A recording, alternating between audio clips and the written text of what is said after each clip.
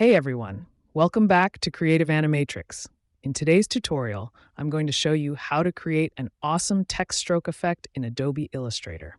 Whether you're a beginner or a seasoned designer, this is a simple yet effective technique to make your text stand out. So let's dive in.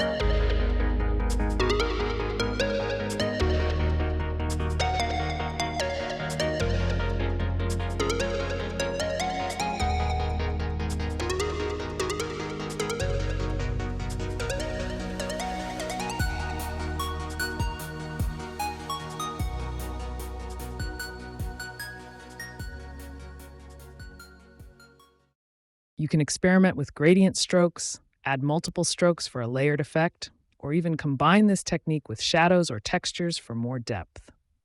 And that's it. You've created a striking text stroke effect in Adobe Illustrator.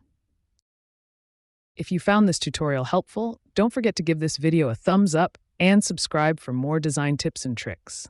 Got questions or want to see another tutorial? Drop them in the comments below. Thanks for watching, and I'll see you in the next one.